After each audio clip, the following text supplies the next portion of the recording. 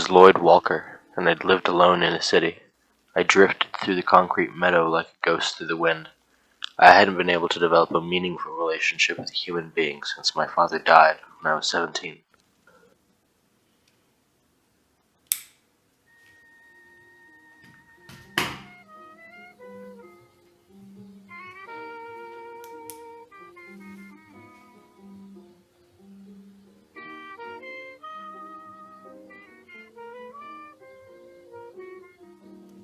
My name was Lloyd Walker, and I'd witnessed the life drain from my father's eyes while he bled out in our bathtub. The note he left was addressed to my mother, who died just 1 year earlier. Broken didn't even begin to describe my condition. My name was Boyd Walter, and if my long-lasting nightmares were anything to go on, I never really had recovered from my father's death. My name is Lloyd Walker. My name is Lloyd Walker, and my trauma led me on a path to metaphysical discovery. Towards the end, I feared I was close to accomplishing my goal, close to quenching my thirst for forbidden knowledge. I'd become obsessed with death and how to prevent it. I knew if I could find a way to pull people back from the edge of nothingness, then I could establish actual relationships without the fear of them ending. I tried countless methods, starting first with things like electric currents.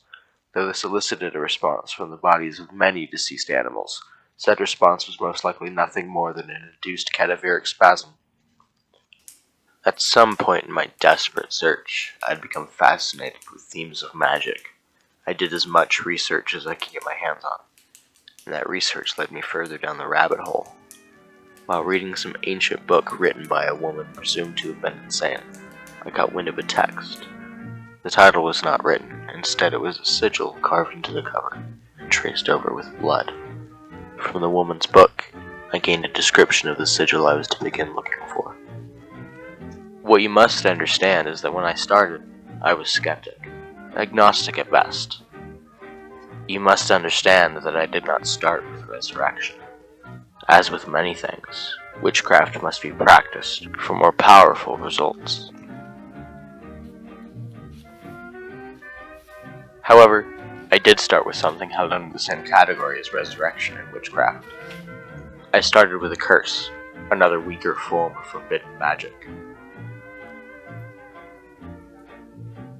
I truly didn't expect anything to happen. But the results were immediate.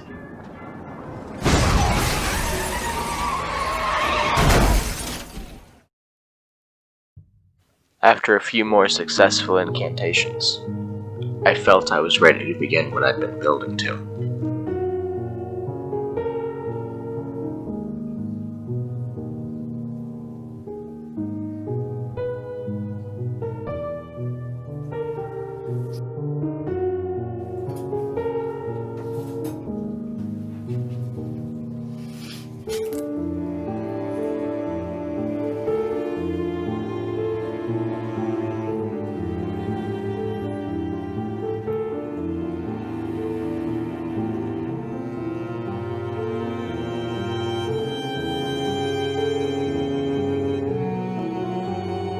After my first successful resurrection, I was completely astounded.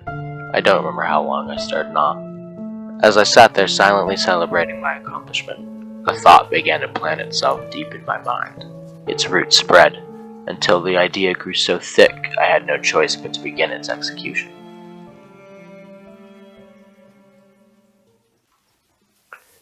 Humans are social creatures, and thus it's exceptionally hard for one to have isolated themselves for as long as I had.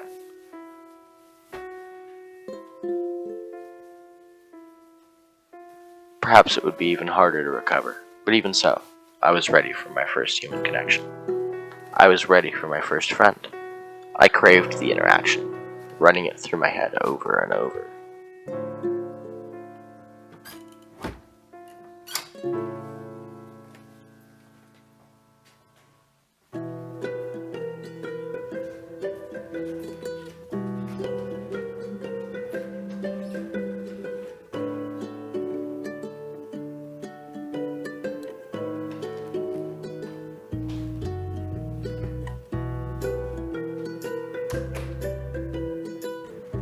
It took longer than I thought to create the connection I longed for. I spent most of my time walking aimlessly, going nowhere and everywhere.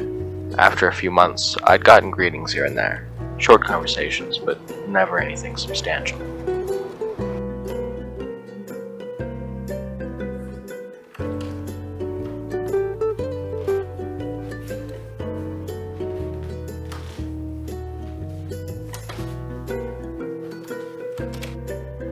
I eventually found a friend, though. He was interesting to talk to, and he didn't feel hollow, as many of those I tried to talk to in my search had.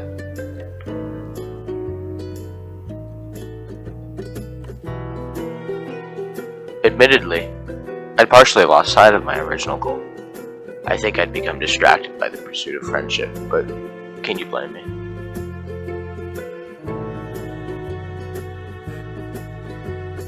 I didn't forget, though. I couldn't. When you see the pain drain from someone's eyes, exiting through the self-made gashes in their wrists, you don't forget. You don't forget the letter they left either. You certainly don't forget how it made you feel. So I did it. I could have poisoned him, strangled him, stabbed him, shot him. It doesn't matter. After it happened, I was paralyzed, terrified that even after all my experimentation and practice, something could go wrong. More than anything, I feared not being able to bring him back, and the consequences associated with that potential failure.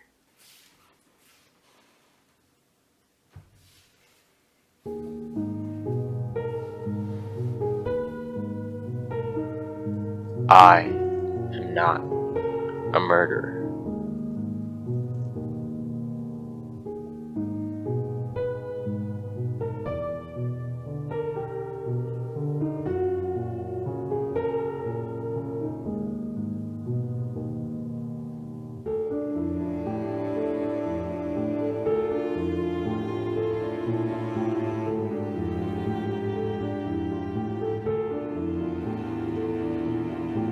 I am not a murderer.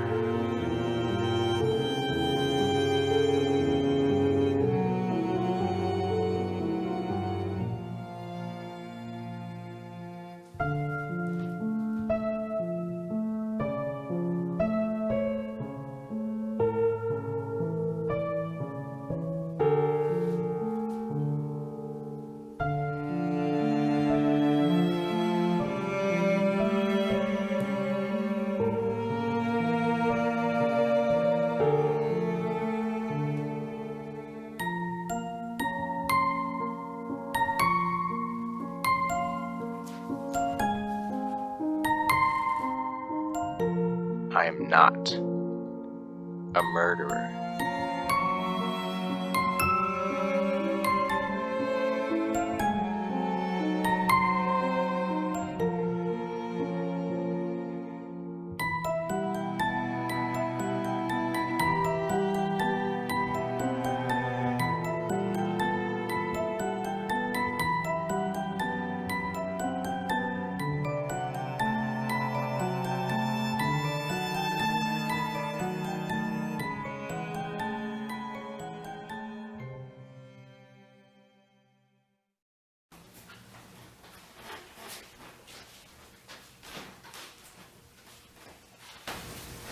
Theo?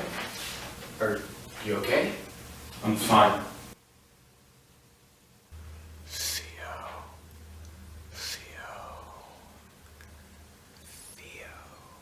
Can I get you anything to drink? Water.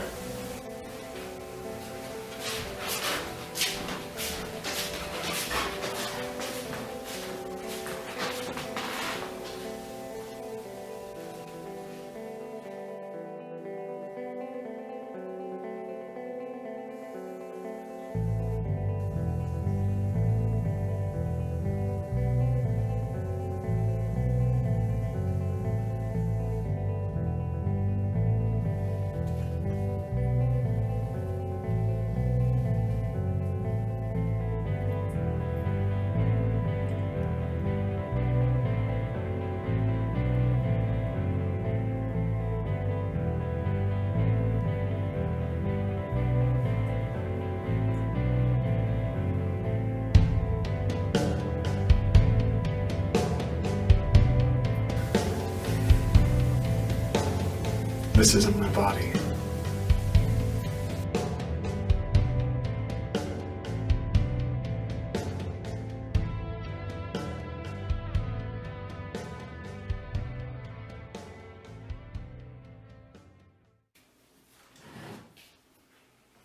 There was something off about Theo. I feared I'd somehow wavered from the instructions, but I couldn't take it as a failure. I'd found a way to raise the dead, a way to defy the very laws of nature. I'd accomplished the impossible, besides which, I couldn't bear to be alone again. I couldn't bear to be isolated by fears that need not be in place anymore. I set my mind to finding out what was wrong with Theo so I could perfect my technique.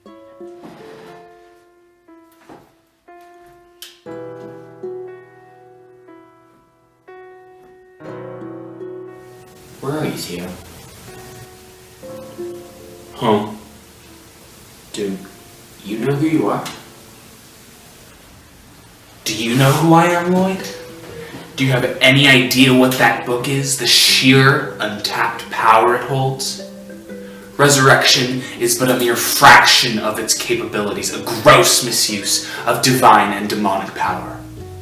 I am what happens when you misuse the tools you're given, Lloyd. Is it the book you want? The book is the only reason I'm here. My heart had begun to pound. Something wasn't right. The man who stood before me definitely was not Theo. So I decided I'd try again.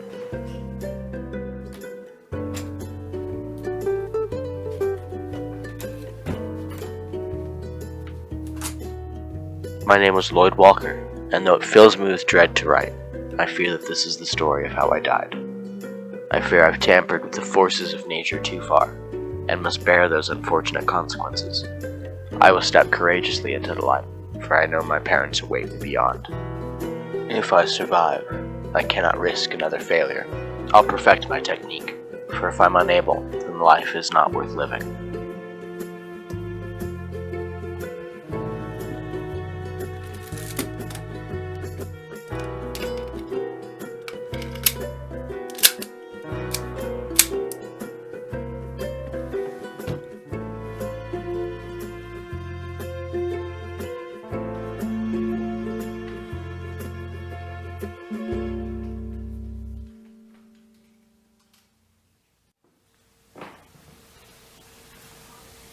Kill me, Lloyd.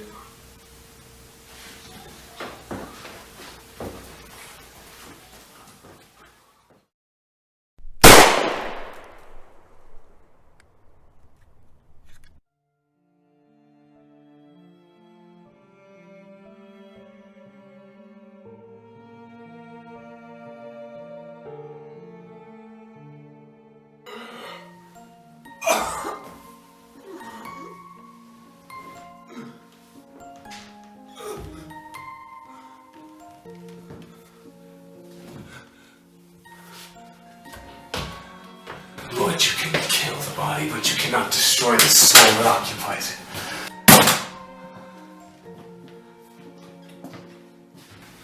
Now it's my turn, Lloyd. I'm gonna break your bones and flay your flesh. I'll poison your organs with an unfathomable plague. Do not delay the restoration of balance. I can hear the book calling out to me.